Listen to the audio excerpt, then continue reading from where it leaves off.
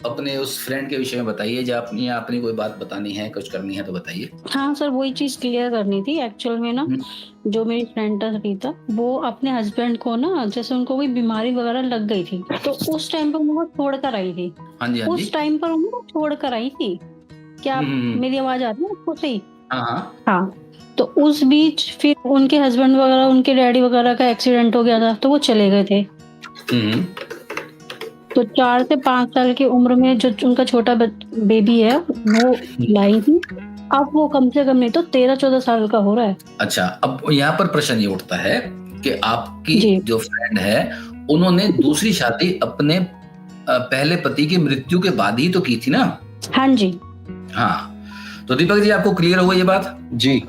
हाँ, तो पहले पति की मृत्यु के बाद हुई, जब वो उनका स्टेटस विडो का हो गया, तो उसके बाद उन्होंने दूसरी शादी की। जी, और वो भी उनकी इच्छा नहीं थी।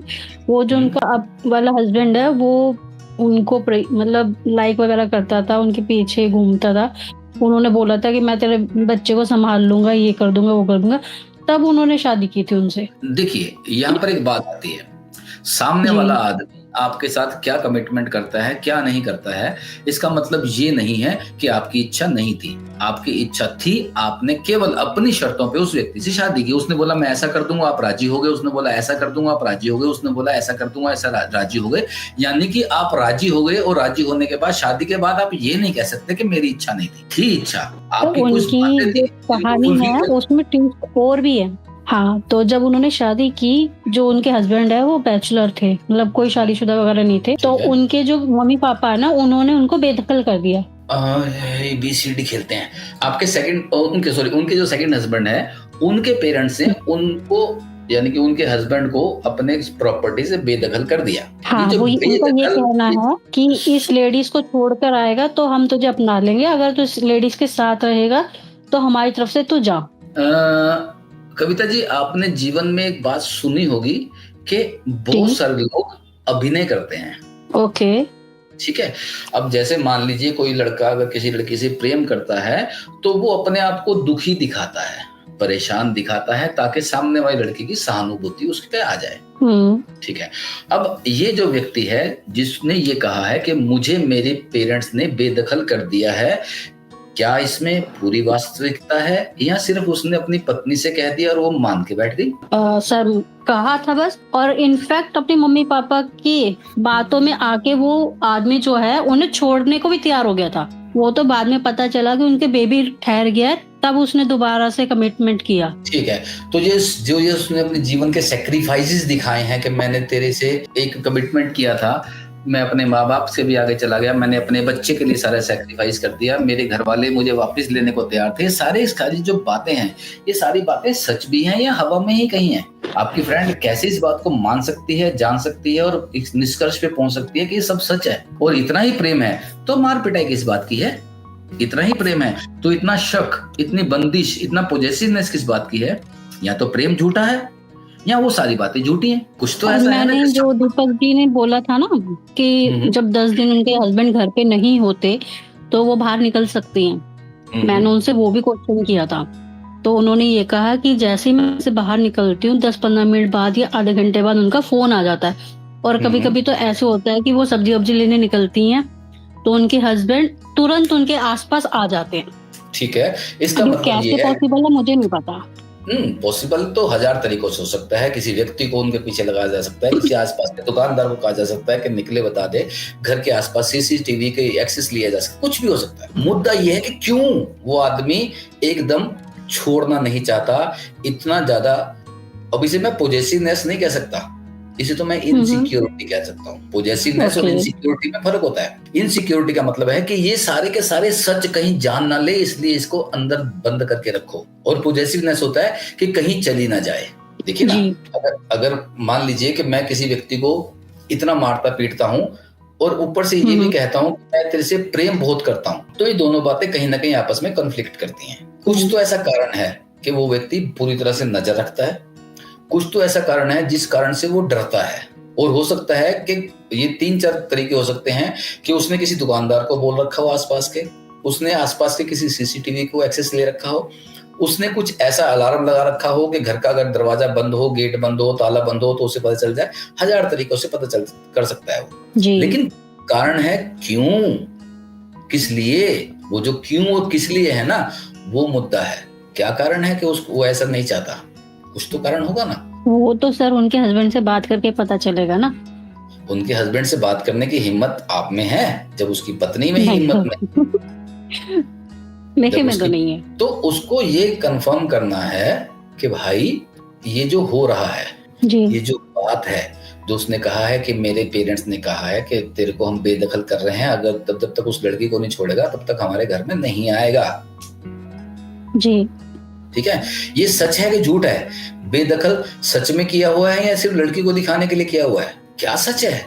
अभी ये सब कैसे पता करेंगे?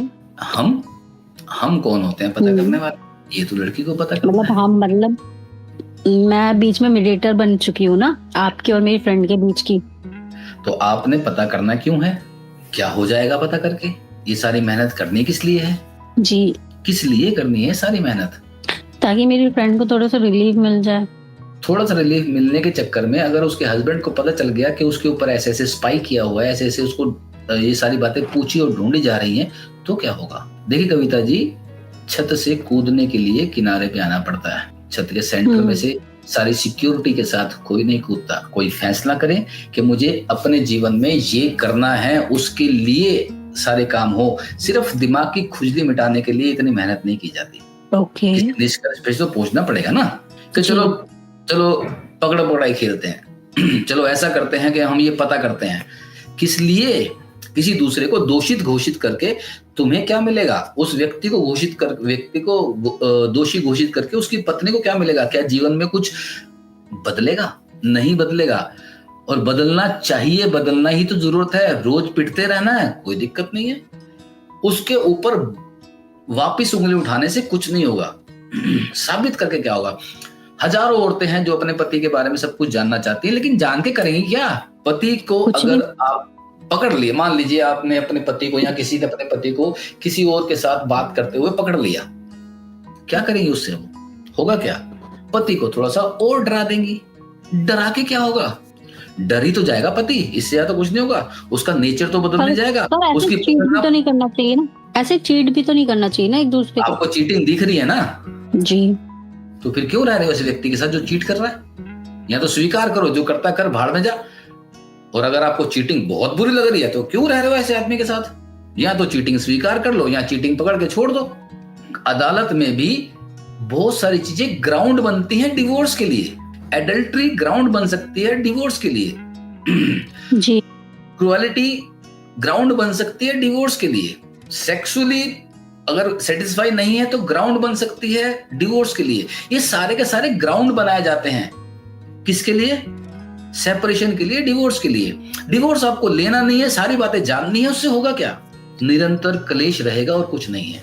आपके घर में आपका पड़ोसी, आपके घर का बच्चा, आपका नौकर अगर चोर है तो क्या करोगे? सीसीटीवी कैमरा लगा के उसकी चोरी पकड़ लोगे, उसके बाद क्या करोगे? क्या फिर ताला मारना बंद कर दोगे? उसको नौकरी से हटाओगे ना जी। चोर साबित करके क्या करोगे? एक आदमी को डिफॉल्टर साबित करके करोगे क्या? एक आदमी के ऊपर एडल्ट्री साबित करके करोगे क्या? क्या करोगे? क्यों करनी है एडल्ट्री साबित?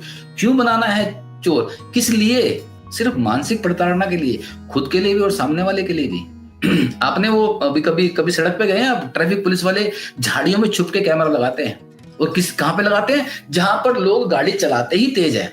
अरे भाई चौराहे पे लगाओ ना कैमरा, जहां पे इतनी भीड़ है कि वहां पर गाड़ी तेज चल नहीं सकती, जहां पर गाड़ी की स्पीड अमूमन 70-80 स्पीड होनी चाहिए, वहां पर वो छुप के कैमरा लगाते हैं। क्यों भाई? जहां पे कहीं एक्सीडेंट का चांस ही नहीं है, जहां पे खुली सड़क है, वहां क्यों कैमरा लगाते हैं? क्योंकि उन्हें पकड़कर चालान काटना है, उसे सुधारना नहीं है कि तेज मत चला। लड़कियां, औरतें, आदमी अपने पार्टनर को गिल्ट में डालने के लिए सारी बातें करते हैं कि वो गिल्ट में रहे। मुझे पता है कि तू क्या कर रहा है। गिल्ट में डाल के क्या होगा? क्या प्रेम सुधर जाएगा? क्या रिश्ता बदल जाएगा कि तुमने एक दूसरे को गिल्ट में डाल रखा है कि तू ये करता है? ओके, अब तू 1 पॉइंट हो गया, 10 पॉइंट हो गए, 50, इतने सारे पॉइंट बना के करोगे क्या? किस चीज का ग्राउंड बना रहे हो? रिश्ता खराब कर रहे हो और कुछ नहीं कर रहे।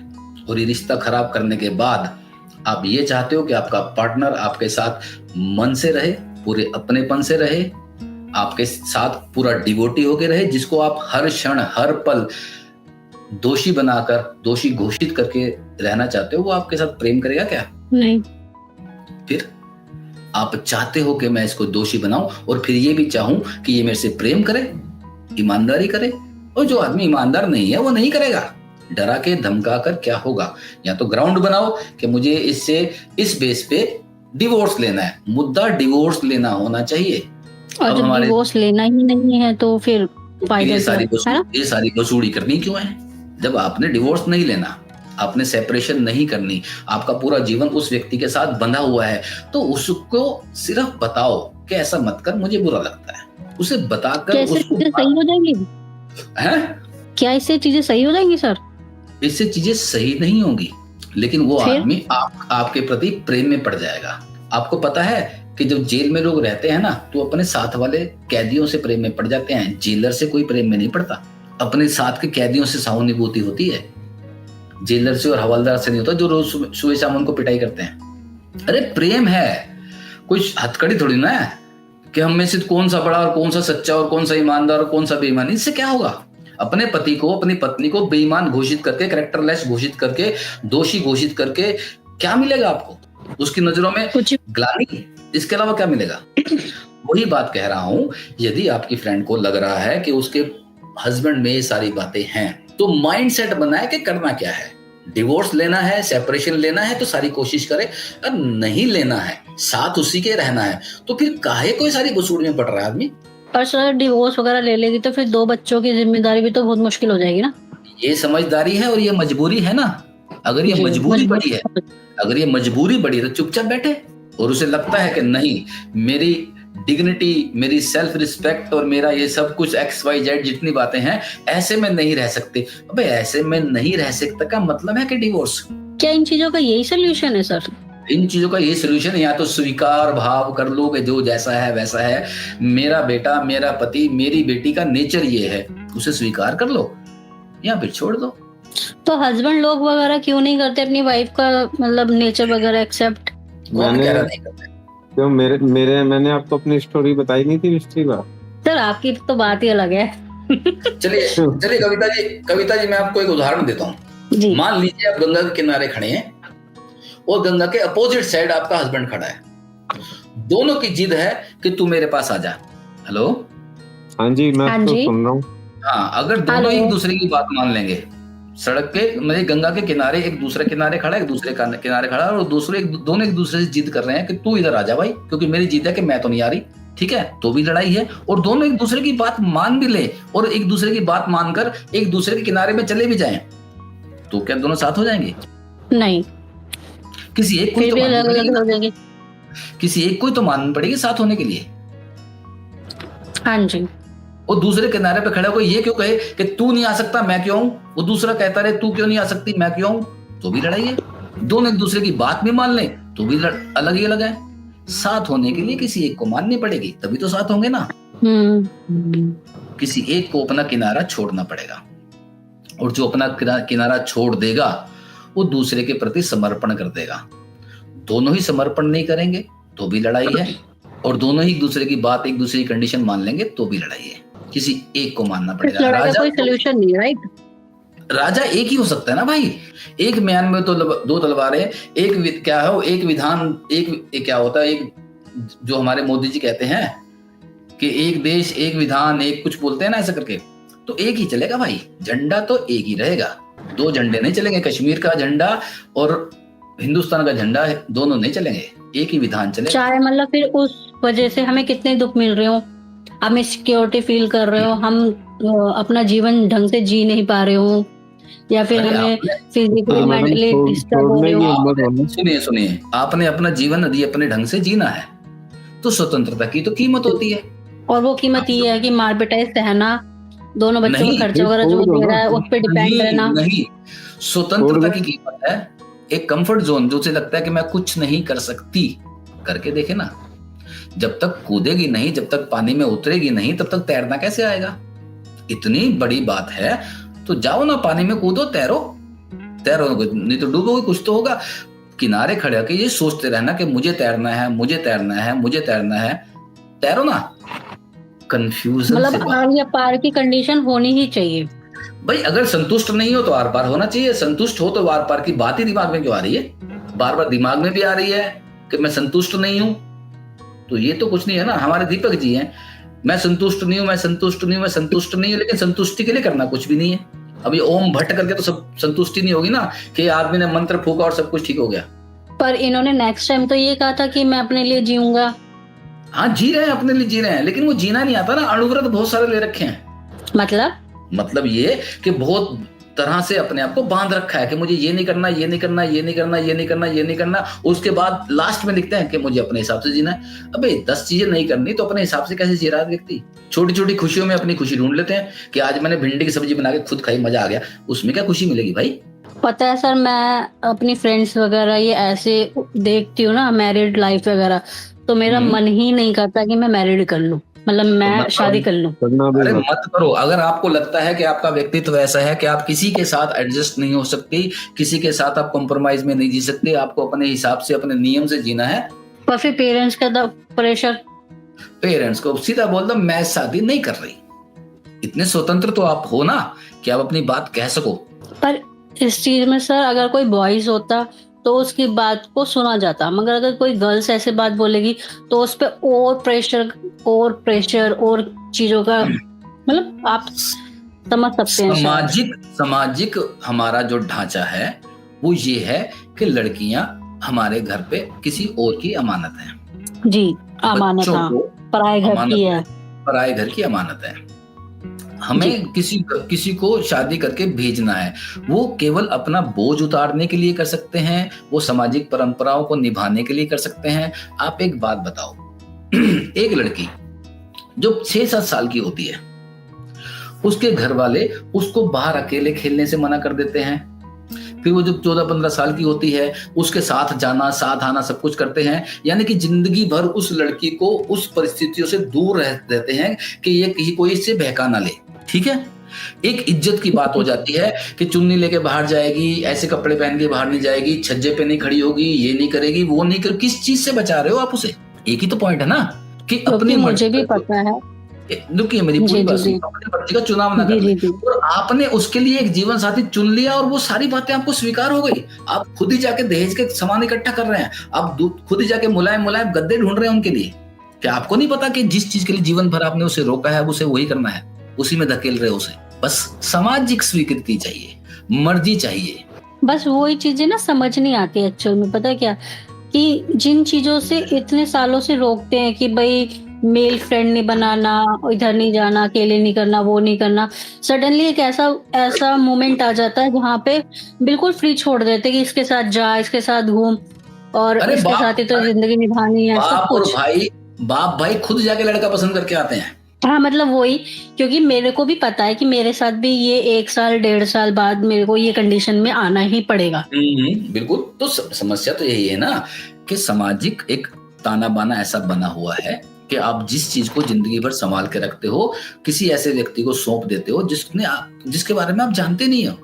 कितना जानते हैं कि आपके अगर सो कॉल्ड आपके फ्यूचर हस्बैंड के बारे में कितना जानते हैं आपके माँ बाप? आप हो सकता है आज उसे जानते ना हो, उसे देखा ही ना हो, और झटके में एक रिश्ता आ जाए, 2 बंदे गारंटी, हमारी गारंटी, लड़का अच्छा है, बात खत्म, उसके पल्ले बांध देते हैं।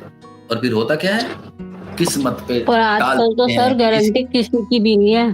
अगर आप इंस्टाग्राम वगैरह चलाते हैं तो उसमें आप देखेंगे कि लेडीज के साथ कितना गलत हो रहा है आजकल, बहुत ही ज्यादा गलत हो रहा है। आजकल पुरुषों के साथ भी तो ड्रम खरीदे जा रहे हैं नीले रंग के।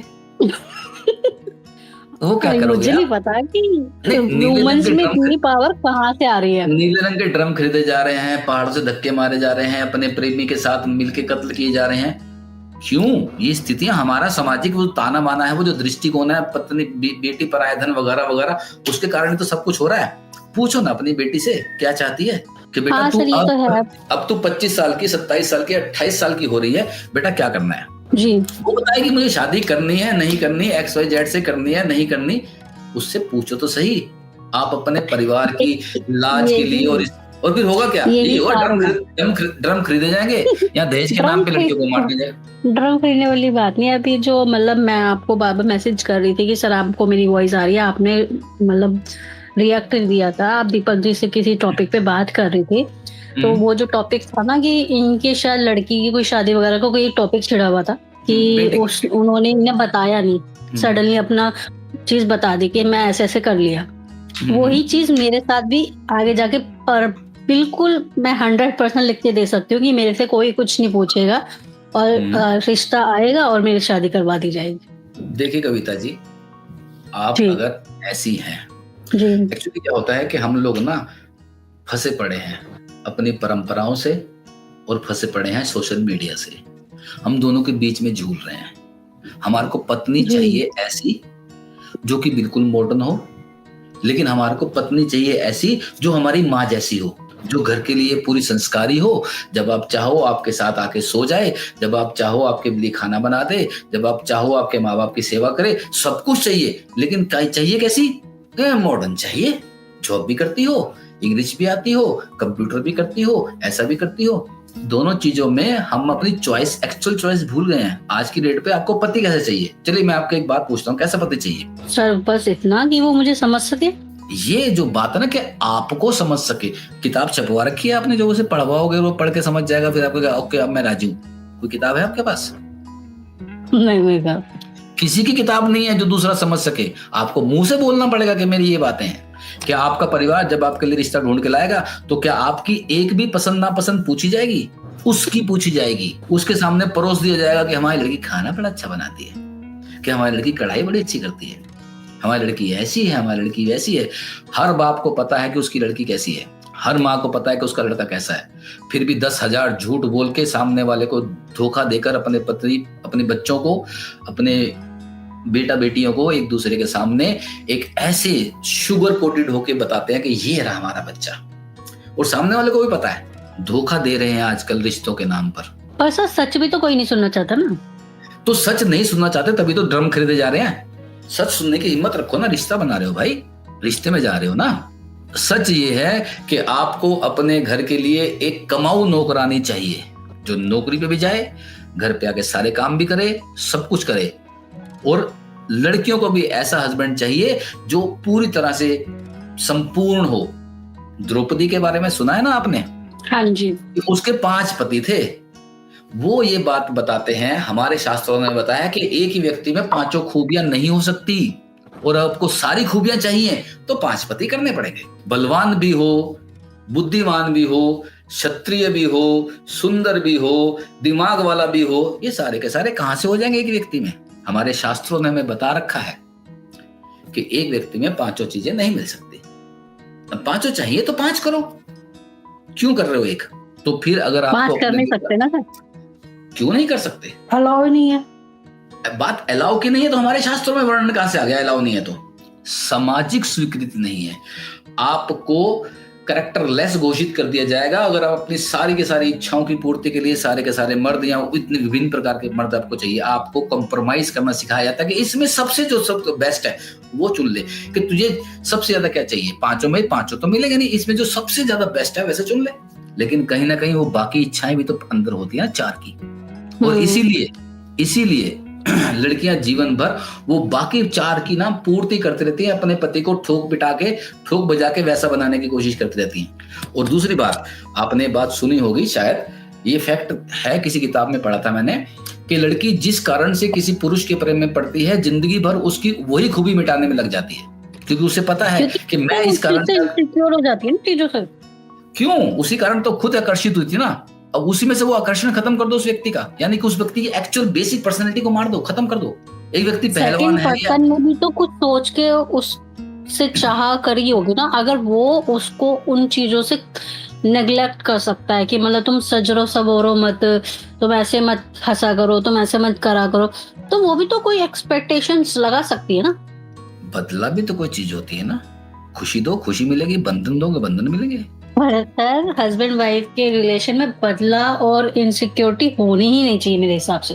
हाँ, हम हाइपोथेटिक तो बहुत सारी बातें करते हैं कि ऐसा नहीं होना चाहिए, वैसा नहीं होना चाहिए, लेकिन सच तो ये है कि ये है। हाँ सही बात है, जब अपने पे आती है तो हर चीज वो लगती है।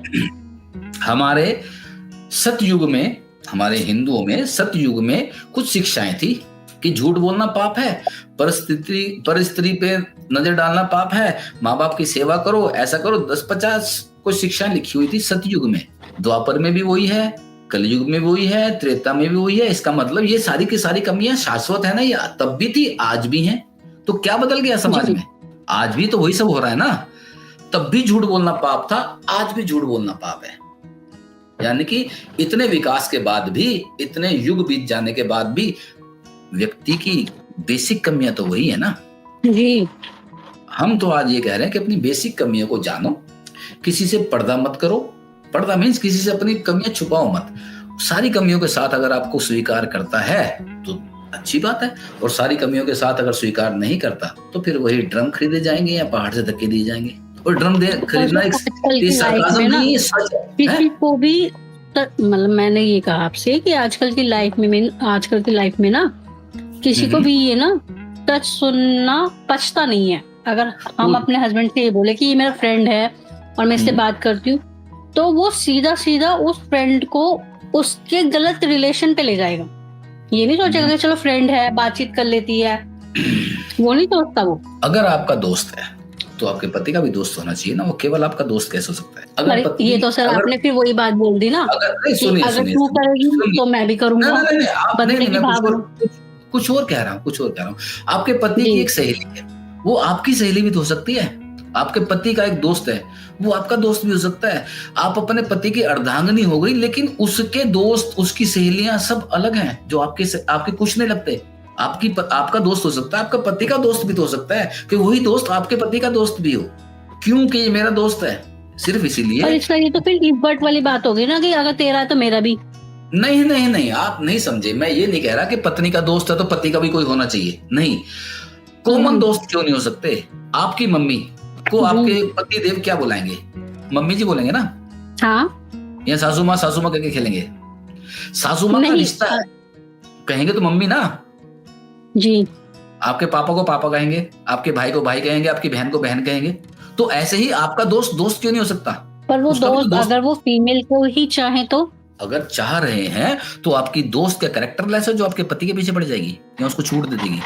सर सबकी जिंदगी में कोई ऐसा पॉइंट आता है जिसमें कि हर पुरानी कहावत है कि हांडी का मुंह खुला हो तो कुत्ते को तो शर्म करनी चाहिए, कहते हैं ना। इसमें कुत्ता कौन है? हांडी खुली कौन सी है? अभी तो मुझे नहीं पता। तो फिर ये मत पूछिए ना कुत्ता कौन है, हांडी खुली की बात भी तो कीजिए ना। आप अपने पति को तो दोष दे सकती है, अपनी सहेली को दोष नहीं दे सकती कि तू कैसे आ गई फंसी भाई, कि तुम उस तरफ क्यों चल दिए। दोषी दोनों होते हैं एक्स्ट्रा मैरिटल रिलेशन में। सिर्फ पति दोषी नहीं होता, उसके साथ वो भी दोषी है जिसके साथ उसने संबंध बनाया है। पर आपको तो पति को दोषी बनाना है, उससे तो कोई मतलब ही नहीं है, भले वो आपकी सहेली हो, भले आपकी बहन हो या कोई भी हो। सीधी सी बात यह है, यहाँ प्रश्न इस बात का आ रहा है कि अगर रिश्ते के माँ बाप जुड़ रहे हैं, मेरी माँ भी उसकी माँ है तो मेरा दोस्त भी तो उसका दोस्त है। और दूसरी बात कि यदि आपका कोई मेल फ्रेंड है तो आपके पति अगर शक कर रहा है तो शक करके करेगा क्या? क्योंकि आज भी तो वो दोस्त है, आज से 10 साल पहले भी दोस्त था। आज क्या रोक लेगा वो जो आज से पहले नहीं हुआ? मान लीजिए मेरी एक गर्लफ्रेंड है जो मेरी दोस्त है, क्या मैं अपनी गर्लफ्रेंड को अपनी बीवी से मिलवाऊंगा? नहीं, मैं अपनी दोस्त को मिलवाऊंगा। तो अगर मेरी बीवी आज इस तारीख को मेरे पास आई है और मेरी गर्लफ्रेंड या मेरी दोस्त पिछले 5 सालों से, तो पिछले 5 सालों में ऐसा क्या नहीं हुआ जो शादी के बाद मुझे कर लेना है? विश्वास बनाना पड़ेगा, विश्वास करना पड़ेगा। हजारों चीजों पे आंखें मूंदनी पड़ेगी। अगर आंखें नहीं मूंदनी तो सेपरेशन के अलावा कुछ हल नहीं है। लड़ाई झगड़ों के साथ तो यही सलूशन है कि सेपरेशन होना ही होना है। आंखें बंद कर लो या जिंदगी भर झगड़ते रहो, क्या चुनाव है आपका? आंखें बंद कर लेना, झगड़ा कर देना, सेपरेशन, इन तीनों के अलावा क्या है? कुछ होता तरीका है? इंसान की अगर आदत हो जाए तो उससे कैसे? जो आदमी गलत हो ही गया, जो आदमी गलत हो ही गया, आपकी दृष्टि में वो गलत है, तो आपकी सोच है कि आप गलत के साथ रहना चाहते हो कि नहीं? गलत के साथ रहकर उसे ठीक करने की चेष्टा निरंतर करते रहोगे तो कलेश होते रहेंगे। तो हमें उस दिन उससे मतलब उस इंसान को या उस पर्सन को छोड़ देना चाहिए जो हमारी सुन ही नहीं रहा, जो हमें समझ ही नहीं रहा। और क्या आपको वो चाहिए? एग्जाम्पल, जो आपकी सुन ही नहीं रहा, जो आपको समझ नहीं रहा, उसको और क्या चाहिए? छोड़ने के लिए क्या करना चाहिए आपको? हमारे देश में विवाह बहुत आसान है, तलाक बहुत मुश्किल है। हालांकि तलाक बहुत आसान होना चाहिए कि नहीं रह रहे तेरे साथ भाई, तेरे साथ रहने के लिए उन्होंने बहुत सारे सपने सजाए थे, तेरे साथ रह के वो सारे सपने टूट गए हैं। अब हम टूटे हुए सपनों के साथ तेरे साथ जिए और उन अलग होने के लिए एक बहुत बड़ी लड़ाई से गुजरना पड़े। तलाक आसान होना चाहिए। शादी से पहले 1000 बातें पूछनी चाहिए, क्योंकि तलाक पर सारा एक्सपीरियंस आ चुका होता है एक दूसरे के साथ का। शादी से पहले क्या एक्सपीरियंस होता है कोई एक्सपीरियंस एक दूसरे के नेचर का? नहीं। तलाक से पहले तो सारा नेचर होता ना। फिर आदमी सोचता है कि मुझे नहीं रहना क्योंकि ये ऐसी है, क्योंकि हम आपस में नहीं निभा पा रहे। पर हमारे यहाँ पे अपने हस्बैंड को छोड़ देना भी तो एक बहुत बड़ा पाप माना जाता है।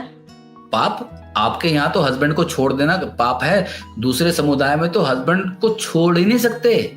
इस्लाम में लड़कियां तलाक नहीं ले सकती जब तक पति की मर्जी ना हो। वो सिर्फ खुला मांग सकती हैं, वो भी पति की मर्जी है कि दूं या नहीं दूं।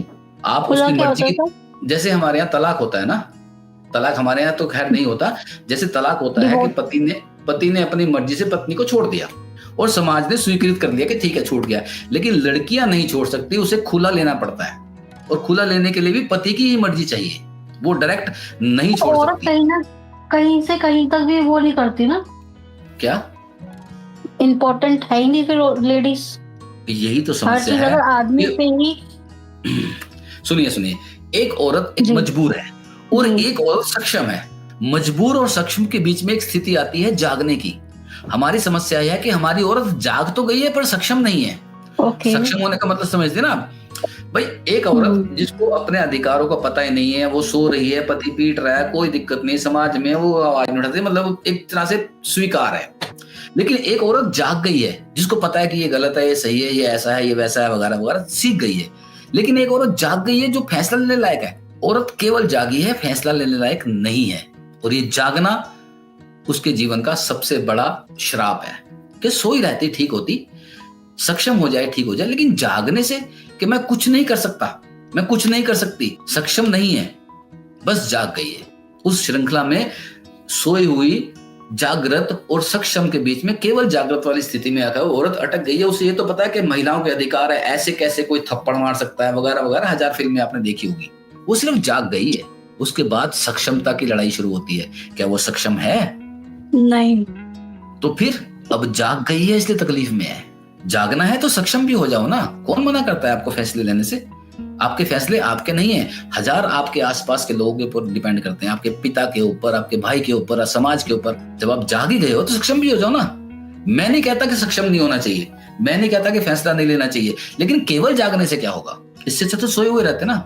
यही समस्या है हमारे समाज में। सोशल मीडिया के कारण औरत जाग तो गई है, उसे अच्छे बुरे की समझ तो आ गई है, उसे पता है कि कोई किसी को पिटाई नहीं कर सकता, वगैरह वगैरह वगैरह, बहुत सारी बातें उसने सीख ली हैं। लेकिन उसे उस जंजाल से बाहर आने के लिए सक्षम होना पड़ेगा। जैसे मैंने आपको अभी पहले कहा था कि स्वतंत्रता कीमत मांगती है, और स्वतंत्र होने की सबसे बड़ी कीमत है आत्मनिर्भर हो जाना।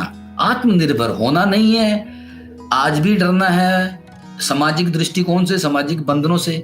तो ऐसा जागना किस काम का? स्वतंत्रता तो सही है, लेकिन आत्मनिर्भर नहीं होना, सेल्फ डिपेंडेंट नहीं होना। सिर्फ फ्रीडम चाहिए, फ्रीडम लेनी है तो सेल्फ डिपेंडेंट भी हो ना।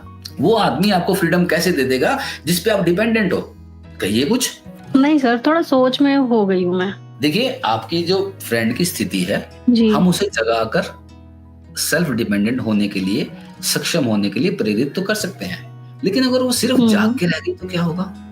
ना वो इधर की रहेगी, ना वो उधर की रहेगी। हम समाज को जगा तो रहे हैं कि ये गलत है, ये गलत है। हमारी सारी फिल्में, सारा सोशल मीडिया, सारा फेमिनिज्म ये सिखाता है कि ऐसा नहीं होना चाहिए, लेकिन उसके बाद क्या?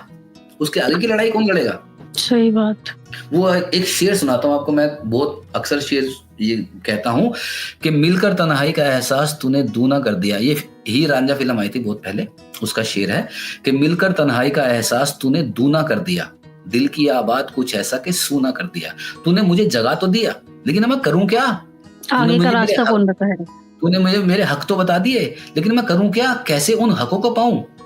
सेल्फ डिपेंडेंट हुए बिना कोई इलाज नहीं है।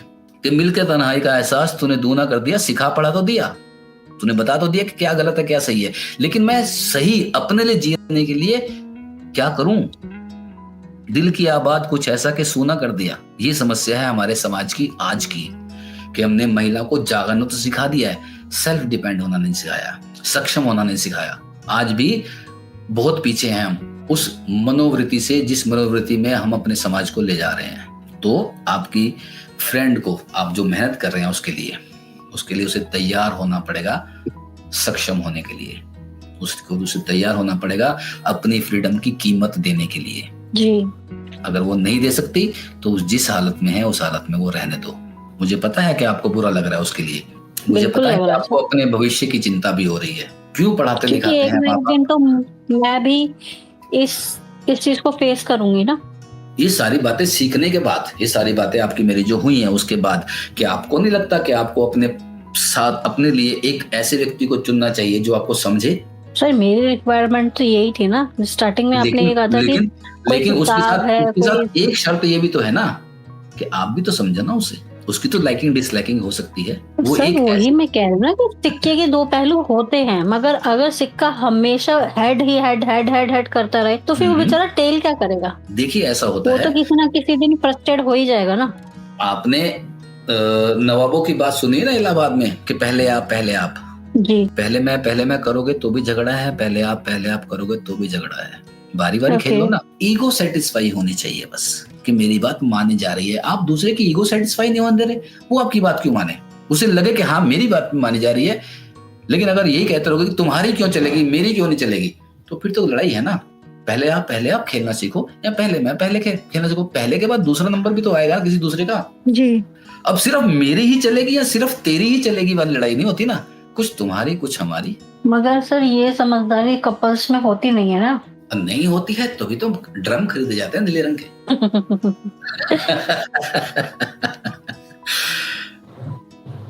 ये सही है आपका डायलॉग। ड्रम खरीदे जाते हैं नीले रंग के। सच में ये ड्रम वाला जो एग्जांपल है बहुत बुरा है, लेकिन सच तो यही है।